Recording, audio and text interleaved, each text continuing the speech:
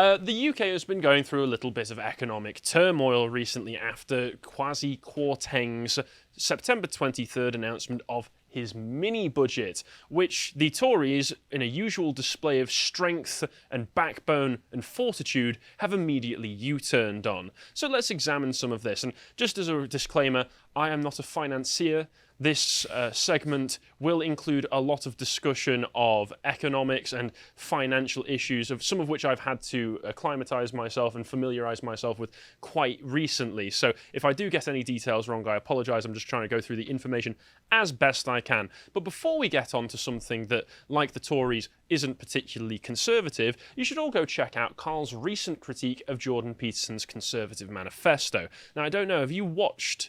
Carl's critique of it is very good, but have you seen the original manifesto? I've only seen part one. I've only seen sections. I haven't seen the whole thing. Yeah, it's not great. It's not great. I wouldn't call it conservative in the slightest. I would call it the classical liberal manifesto, which would have been fine if he just labelled it that, or even further, the Ayn Rand manifesto. Because it kind of came across like an objectivist screed that he was just yelling at the camera, which came across slightly abrasive. Wasn't particularly turning me on to the whole idea, all the ideas that he was putting forward, but Carl did a very good critique of that, and you should check that out, because I'll be honest, you know, Jordan Peterson, the psychologist, the self-help guru, is someone that I can get behind. Jordan Peterson, the political commentator, not for me. Not for me. Don't know about your feelings on it, but not for me. I haven't seen the whole thing. So. Fair play. But let's carry on, shall we? So just for a recap of what the mini-budget was that Kwarteng announced on the 23rd of September, I've got this article from The Guardian. Shockingly enough, it's just going through the general details of that, so I thought, you know, useful article. So Kwarteng has said that his statement, the mini-budget, will provide the biggest package in generations of tax cuts to send a clear signal that economic growth is the government's priority. It comes on top of plans to freeze household energy bills at £2,500 for a typical household. The Chancellor says that the government was never going to let households face soaring high energy bills caused by Vladimir Putin's war in Ukraine, telling people that help is coming with the rising cost of living. And that will be relevant as we go on. You right there? Yeah, I'm annoyed by the cope endlessly of like, oh, trust me, the war is the only reason we're in this mess. It's like, it's not. Like, every graph you see of the energy prices is like skyrocketing, and then war in Ukraine, and it's going to skyrocket a bit more. I was like, right, the trend is there already. Could you also say that the point where it starts to skyrocket is around the time we started to implement a lot of nonsensical net zero targets? And lockdowns. And lockdowns, yeah. Of course. Almost like we've been cutting ourselves off at the knees for a good few years at this point. Because if you're Germany or something, where you get all your gas from Russia, of course, this is higher percentage and effect. But in the UK graphs, it's like, no, you guys already caused this problem. Now you're just trying to blame it on Russia. I'm not saying that Russia doesn't have... Yeah, Russia definitely has... It's a complete side project, but it's just... Yeah, Russia definitely has an influence on it, but also that we've not been doing ourselves any favours at all. But the 45% additional income rate tax ban for those earning more than £150,000 will be scrapped entirely. That was one of the big ones, one of the first ones in his speech, the income tax cuts.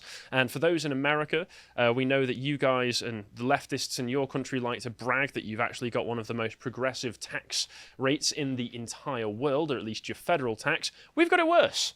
I think in America, I was looking into it the other day, it's like something like $530,000 will get you a federal tax rate of 37%.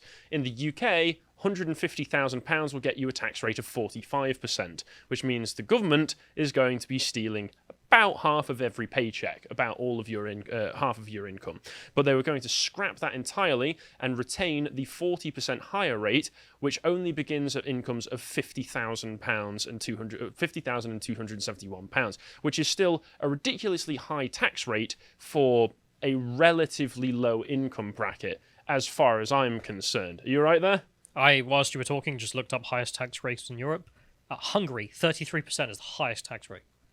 That's it? Yeah. That's... Anyway. But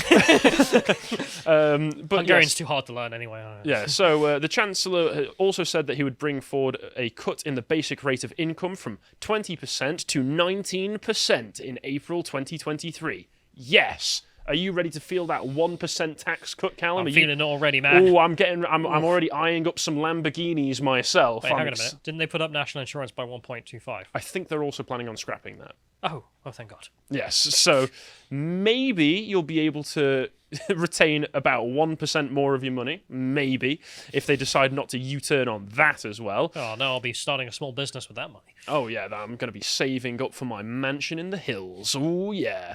Kwarteng also confirmed that the banker's bonus cap would be scrapped to reaffirm the UK's status as a leading financial centre. So hopefully you can already pick up a lot of these measures seem to be aimed with the intention of bringing business over to the UK, making it a more business-friendly country, because, you know, if you bring your business over to the UK and you're getting taxed a lot and you're getting your banker's bonus or whatever capped off, you're not going to want to bring your business over here. The success of that is yet to be seen, but that is what they are intending. Kwarteng also says next year's increasing corporation tax from 19 to 25% will be cancelled and will remain at 19%. We will have the lowest rate of corporation tax in the G20. Reversing the tax rise, they say, will put £19 billion a year back into the economy. Stamp duty cut for property buyers in England and Northern Ireland, and in the current system there is no stamp duty to pay on the first £125,000 of a property's value. It will be then doubled to £250,000. So just generally the sorts of things that people want, kind of easy wins, tax cuts, not particularly great tax cuts for those of us who are on the lower tax bands, and if you're earning between £50,000 and £150,000, I guess screw you, you don't get your tax cut, we still get to take 40% of your income, but that's generally what they've been doing, and Kwarteng has been saying that the government will bring forward measures to streamline regulations and remove EU-derived laws as well. Chancellor confirms almost 40 investment zones will be created with tax breaks for businesses. So, yeah, trying to make the country a better place for business and investment. A lot of people were, however, focusing almost entirely on the abolition of the upper tax bands for people. A lot of people, especially Guardian readers, were calling it tax cuts for the rich. Oh, this is going to be trickle-down economics, yada, yada, yada, yada, yada. A lot of people just were very angry about that, and that seems to have upset the government, because the government don't like people saying bad things about them. But the reason that a lot of people get annoyed at this isn't necessarily, as they always say, it's not because they love the poor, it's because they hate the rich. In fact, my missus got into an argument. I think I've mentioned this in the office. I don't know if you overheard yesterday. My missus over the weekend got into an argument with someone on Facebook because she's heard me enough around the flat just angrily muttering to myself about these sorts of things that she seems to have internalised some of it. Picking up the Mises Institute by muttering. Yes, she's been overhearing me listening to Hopper. But she saw someone, a friend of ours, posting that just tax the rich. It's just that simple. Just that simple. As if you tax the rich as all of their money, you won't scare them off to a tax haven or something. It'll just solve every problem. It'll fix my broken marriage if we just tax the rich. And she just commented underneath it saying, actually, that won't fix anything, and gave a few reasons to why. And he responded to that with, but it will make me feel better. Yeah, that's beautifully mask off. That's all it really is about. It's just about, I hate the rich, I don't want them to be more successful with me, confiscate all the money, and then I'll feel better. I'll just tax everyone 100%. Because that'll be communism, and it'll make him feel better. Yeah, it'll make him feel better.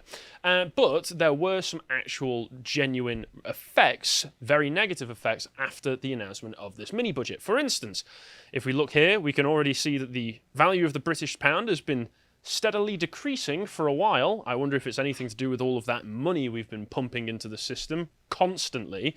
But if you just hover over the end of it where it really takes a dip, you can see that that was at around the time when he gave that speech that it suddenly went from just gradually dropping, well, not even gradually, just steeply declining to just falling off of a cliff. And then it starts to rebound a bit from the 27th and the 28th of September onwards. And there will be a reason for that I will explain, that I do not think will be an actual long-term solution to these problems, shall we say, because the drop in the value of the British pound caused a lot of after effects that have caused a lot of problems and a lot of worry for people in financial sectors and a lot of people's investments and a lot of people's pensions, which I will get onto in a moment. Before I do, though, I should probably give some background information because I had to familiarize myself with a lot of this, and I think for those of you who are watching this who aren't informed, might find this useful for me to go over some of this information. Now, on gilts and yields, for those of you watching from America, gilts are the UK equivalent of bonds. They are just bonds that the government issues.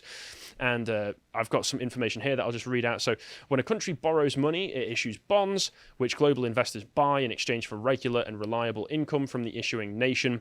When they issue the bonds and they just get them bought, that gives a nice influx of money into the government that they can spend on public services and such. But then when eventually it comes to the point where you have to pay back those loans, that's when you start to have to print the money or just make the money poof out of nowhere. So it always comes back to bite people. Periodic interest payments called coupons. The bonds are issued at a price known as par. For example, £100, set coupon paid over their duration and the initial capital invested repaid at the end. These bonds will then be traded on secondary markets and their price can rise or fall above or below their par value. Price of a bond has an inverse relationship to the yield paid. When bonds are out of favour and trade below par price, the buyer is purchasing the coupon payments at a discount and so yield rises, and vice versa. If bonds are in high demand, they may trade above. So, for example, they give here a £1,000 face value bond with a 2% coupon will pay £20 a year, a yield of 2%. But if it's on the market for a lower price, for instance, £500, obviously half of the face value, and you're still getting that £20 a year, the yield is 4%, so you're getting a higher return of investment for all it. Very, very simple stuff. And in essence, the bank, well, I'll get onto that in a moment. So, it carries on.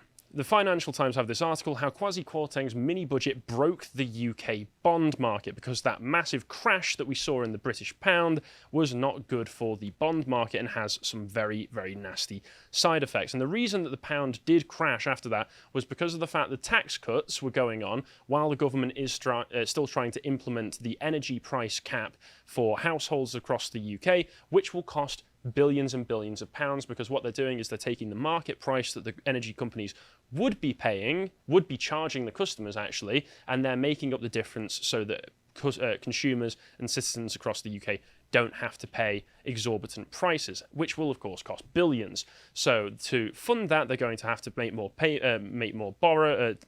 borrow more money. And then the worry on the financial markets, the global markets, is that if they're cutting taxes, borrowing more money, they will be unable to pay that money back. So therefore the pound is devalued. All nice and simple. You following me? Because it's a bit complicated. I don't want to get a bit lost in the weeds. But it caused the pound to drop, and the UK bond market has almost crashed with it. 5 days after the mini-budget announced, the Bank of England decided to step in and prevent chaotic drops in gilts prices from stinging pension funds and threatening financial stability. A route that began with Kwarteng's package of energy subsidies and tax cuts had threatened to snowball out of control as a £1.7 trillion slice of the UK's pension sector, which dominates the market for long-term government debt, struggled to cope with the unprecedented rise in bond yields, because as a result of all of the pound dropping, all of a sudden all of these gilts were being sold off and the value of them was dropping, which was rising the yields. The strategies that many pension schemes used to shield retirees from inflation and interest rate risks were buckling under the strain, and on Wednesday, with the turmoil at pension funds feeding a self-fulfilling downward spiral in gilt prices, the Bank of England halted plans to sell its bond holdings, because the Bank of England had recently said that they were going to tighten up and do what's called quantitative tightening to make sure that money is tighter so that they're not being stung as much by inflation, and they've just reversed that entirely and instead announced bond purchases at a pace of up to £5 billion a day for 13 days to restore order. So £65 billion in 13 days of quantitative easing. This is printing money. And this is meant to make things better. How?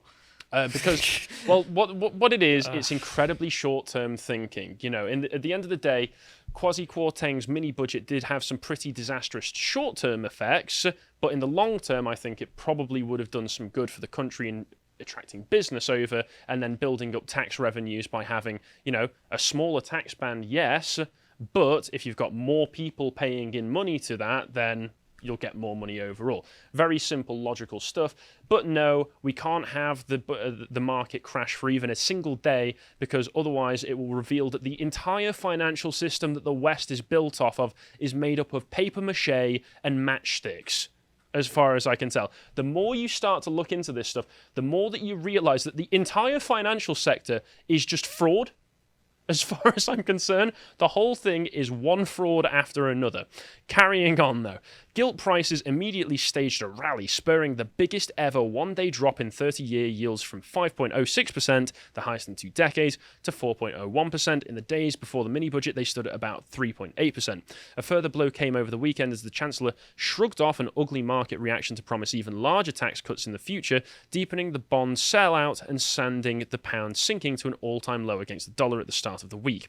And I think that was actually kind of promising almost, that, you know, he was saying, okay, here's these tax cuts for the people in the top brackets. I promise there will be further tax cuts, because I don't think anybody other than the financiers who freak out and bet all of our money on this stuff and basically bet the stability of our markets on this are going to say no to a tax cut. I wouldn't say no to a tax cut. You wouldn't say no to a tax cut. Jeremy Corbyn wouldn't say no to a tax cut. Well, he wouldn't publicly. No, but remember there was someone asked him, okay, well, you can pay higher taxes, just write a check. They refused to do it. That's true.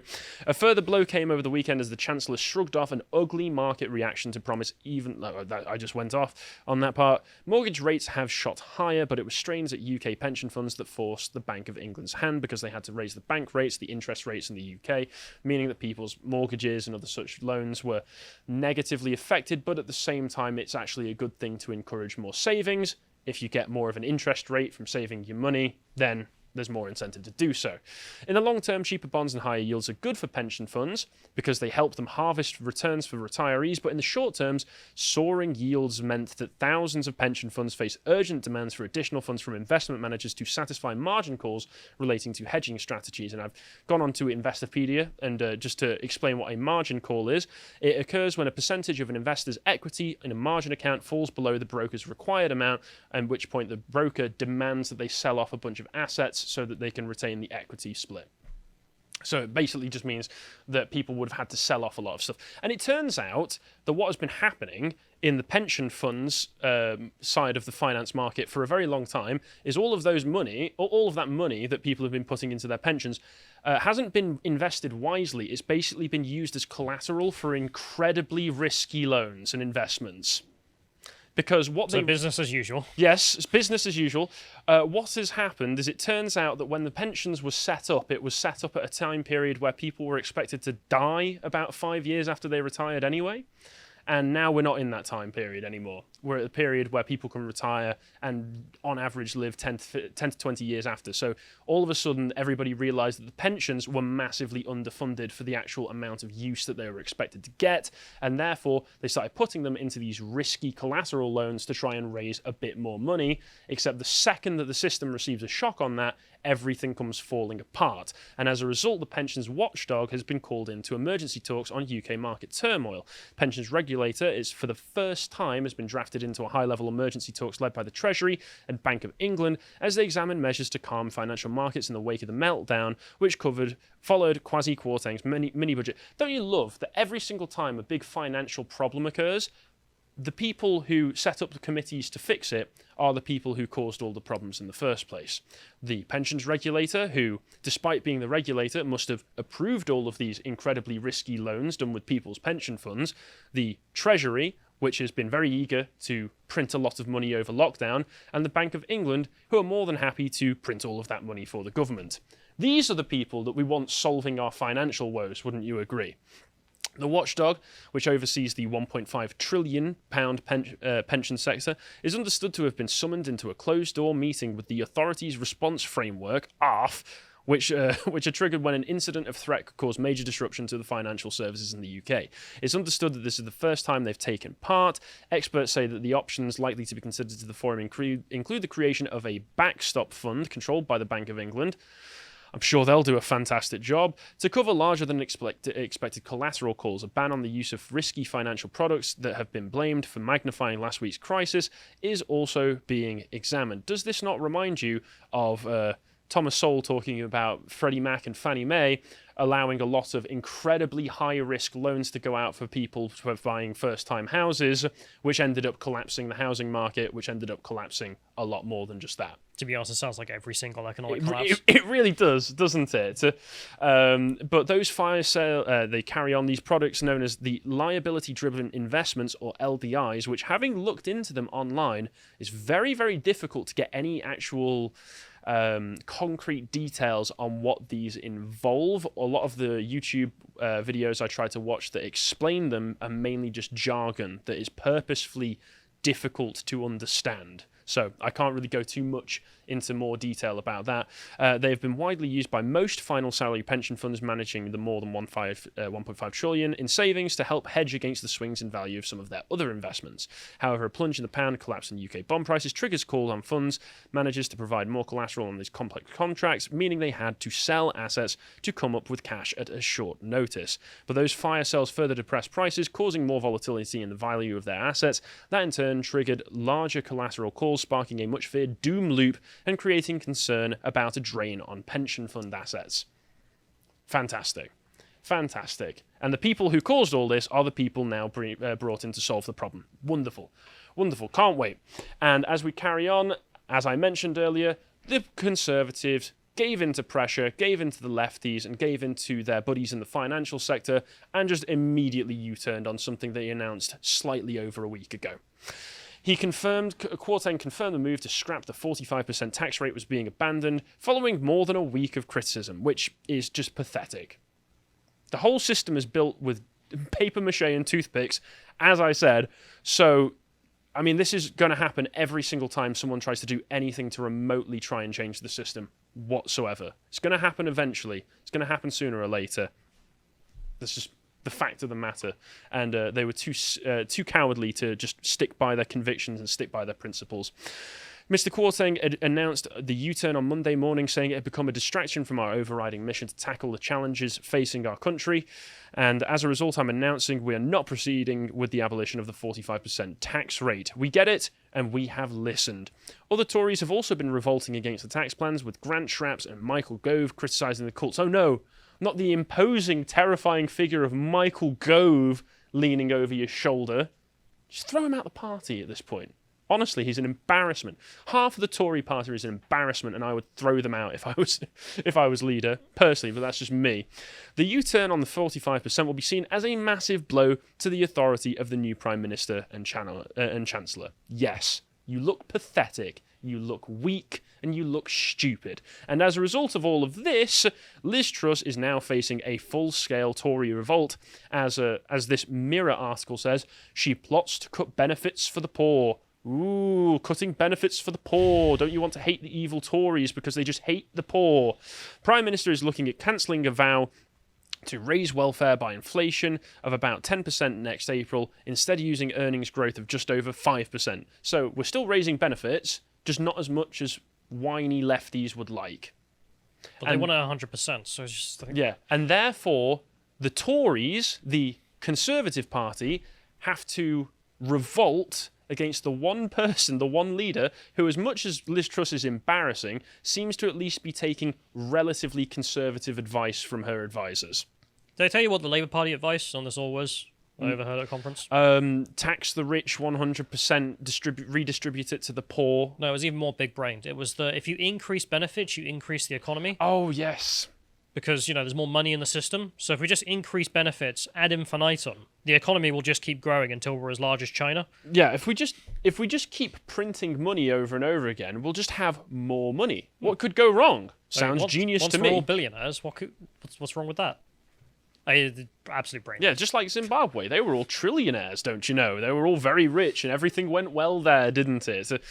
But yes, along with that now, we've got Penny Mordaunt, Michael Gove, and lots of others who are all lining up against her.